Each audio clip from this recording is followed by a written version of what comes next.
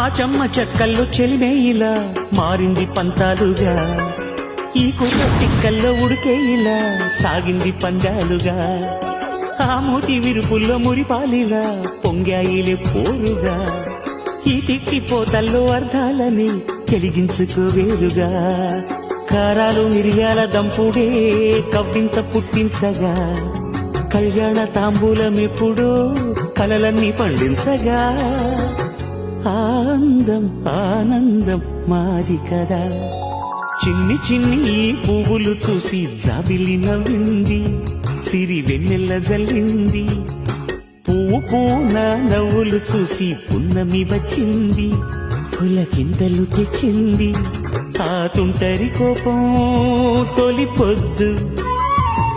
ఆ ఇద్దరి రూపం